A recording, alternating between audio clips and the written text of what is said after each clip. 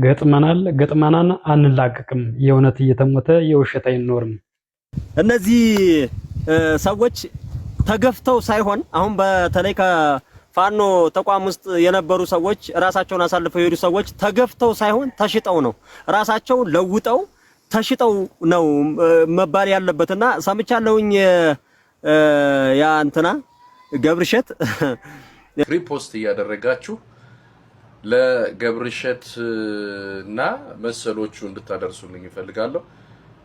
ሰሞኑን ላይቭ ላይ ገብቶ አንዳንድ ነገሮችን ሲናገር ሰምቻለሁና ምናልባት በዚህ ዘመን ማንንም መሸወድ እንደማይቻል ካገዛዙ ያልተማረ ሰው እኔ ላይክ ሪሊ ቬሪ ፉል ነው ሞኝ የሆነ ሰው ካልሆነ በስተቀር እንኳን በቲክታክ አይደለም በሚኒስትሪ ሚዲያም እንዲህ አይነት አደረጃጀት አለ። እንዲህ አይነት አደረጃጀቶችን ከህዝብ እናስወጣቸው፣ ህዝብ እንዲነሳባቸው እናድርግ ምናምን የሚባለው ነገር በጣም የወረደ ፕሮፓጋንዳ እንደሆነ ለማሳወቅ ነው የመጣሁት አክቹዋሊ። ስለዚህ አቶ ገብርሸት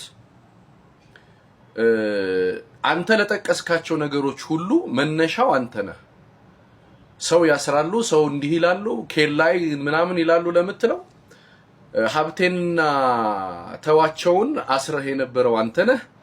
በዛ ተገምግመህ ሪፎርም ለማድረግ ሲባል ከተሰጠህ ደረጃ ዝቅ ሲያደርጉህ ከዳህ።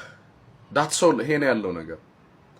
ዛሬ በዚህ ዘመን ሁሉ ነገር እጃችን ላይ ነው። መረጃው በስልካችን ከዚች በእጃችን መዳፍ በመታንስ ስልካችን ነው የምናገኘውና ይሄ የባንዳነት እንትን የትም የማያደርስ ስለሆነ ምናልባት መገናኛ አካባቢ 22 አካባቢ እየተንቀሳቀስክ እንደሆነና የምትገባበት የምትወጣበትን ቦታ መረጃው እንዳለ በዚህ አጋጣሚ ልነግርህ እወዳለሁ። ራስ ብለህ ራስክን ትጠራለህ፣ ግን ከዛ የወረደ ጭራሽ የአማራን ስብዕና የማይወክል ነገር እኔ አማራ ነው ምለው ሌሎች ጎጃም ነው የሚሉት ምናምን ይልና ብለህ እንዲህ አይነት የዘቀጠ ፖለቲካ ካንተ ማይጠበቅ ቢሆንም ግን ሰው ወደ ባንዳነት ሲሄድ ከዚህ አይነት ተግባር የተለየ ሊሰራ አይችልምና በዚህ በዘቀጠ ፕሮፓጋንዳ በመሳተፍ በእውነት ለመናገር አዝኛለሁ እንደ ሄኖክ ፐርሰናሊ። ከዛ ውጭ ግን ማሰሮንም ያስለመድከው አንተ ነህ። ኬላ መዝጋቱንም የለመድከው አንተ ነህ። በብዙ መልኩ አውርተናል። ስለ ዩቲዩብ ሽያጭ ምናምን ሁሉ አውርተን ነበር ካንተ ጋር እንድትረጋጋ ነግረንህ ነበር።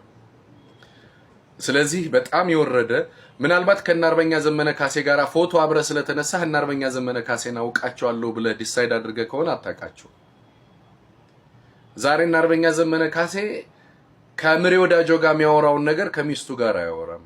የፖለቲካ አይዲዮሎጂ፣ የፖለቲካ አካሄድ፣ የሴራ ፖለቲካን የሚረዱ ሰዎች አብረዋችሁ ፎቶ ስለተነሱ እናውቃቸዋለን ብላችሁ የምታስቡ ከሆነ ተሳስታችኋል። ስለዚህ እንደው የወረደ ፕሮፓጋንዳ እየተሰራ ስላየው ነውና በዚህ መልኩ የመጣሁትኝ አቶ ገብርሸት ከድርጊት ብትቆጠብ። ኦኬ አሁን ያለህበት ሁኔታ ምናልባት ያስገድዶሃል። እንዲህ አድርግ ስትባል ማድረግ ነው፣ አድርግ አታድርግ ነው። እንደ ወታደር ቤት ኦሬዲ ገብተሃል። በሆነ ነገር ብላክሜል እያደረጉ ሊይዙ ይችላሉ። ግን ሌላው ኦዲየንስ ይሄንን እንድትረዱ ለማለት ነው የመጣሁትና ይሄንን ቪዲዮ ሼር፣ ኮፒ ሊንክ እያደረጋችሁ ህዝብና ፋኖን ለመለየት የሚደረጉ ከልት የሆኑ አካሄዶችን እየተቃወምን ለመሄድ ነው በዚህ መልኩ የመጣሁት።